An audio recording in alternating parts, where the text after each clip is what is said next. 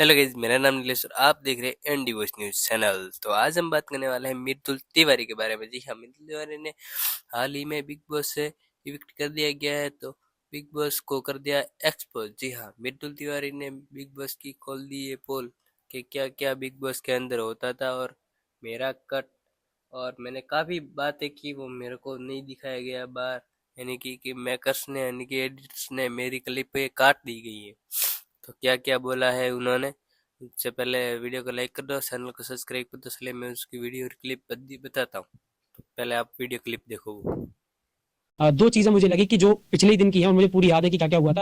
अमाल भाई इस वाले एपिसोड नंबर 80 में अमाल अपनी स्टोरी बता रहा है कि जब जब मैं परेशान हुआ तो मैंने एक बार अपनी मौसी को फोन किया था कि मौसी मुझे न्यूजीलैंड जाना है। तो हम सब थोड़ा सा मजाक कर रहे थे इस चीज का कि देखो कितनी बड़ी बड़ी प्रॉब्लम है लोगों की लाइफ में कि परेशान होते तो न्यूजीलैंड जाना पड़ता है। गौरव भाई ने वहां बोला कि यार मेरी तो मौसी भी कानपुर में ही रहती है, तो मैं तो कहीं जा नहीं सकता, मुझे तो कानपुर ही जाना पड़ेगा। तब मैंने वहां पे एक स्टोरी सुनाई थी। मैंने कहा गौरव भाई, मैं जब छोटा था तो मैं फोटोग्राफर वाला काम कर रहा था, मैं मतलब फोटो खींचने में बड़ा शौकीन था। तो मैं डब्बू रत्नानी सर और प्रवीण भट्ट सर के साथ काम करना चाहता था। मेरी इच्छा थी कि ये लोग मुझे फोटो वोटो खींचना सिखाए, मैं अच्छा फोटोग्राफर बनूं।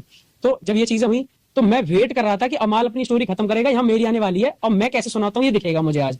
मेरा कोई सीन ही नहीं आया, जैसे अमल की स्टोरी खत्म हुई वो कट लगा और खत्म बात, कोई दिक्कत नहीं। मैंने कहा ठीक है भाई, ऐसा हुआ होगा। अब जब स्पीच की बात आती है तो स्पीच में 15 मिनट एक टीम को, 15 मिनट एक टीम को, 7.5 मिनट एक टीम को मिले हुए थे। अब मैंने कहा चल मेरी स्पीच आएगी तो मैं इसे खुद सुनूंगा कि अब ये टीवी पे कैसी लगती है। मैं उसमें सुन रहा हूँ तो मेरा स्टार्ट आया कि राम राम जी, कैसे मेरे सारे भाई, आप सभी को प्रणाम, ये आया। उसके बाद मैंने दो लाइनें बोली कि जो घर वालों को बताऊंगी, बिग बॉस की टीम को बताऊंगी और मृदुल को बताऊंगी ना, आपको पता क्योंकि आपके सामने नहीं आई। मैंने उसमें ये बोला हुआ था कि यूपी, दिल्ली, हरियाणा, मध्य प्रदेश और राजस्थान, जहां के लोगों ने मुझे एकदम परिवार के बेटे समझ के इतने सारे वोट डाले हैं, मैं उनके लिए ट्रॉफी जीत कर ले जाना चाहता हूं और उनका नाम रोशन करना चाहता हूं और उनकी उम्मीदों पर खरा उतरना चाहता हूं। तो आप लोग भी मुझे बहुत ज्यादा वोट देना और मैं चाहूंगा कि मैं इस घर में रहूं और जीत कर जाऊं।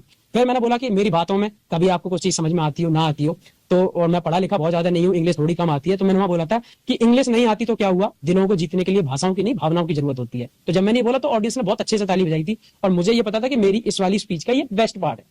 तो जब मैं उसे देख रहा हूँ तो मेरे सामने वो पार्ट ही नहीं है।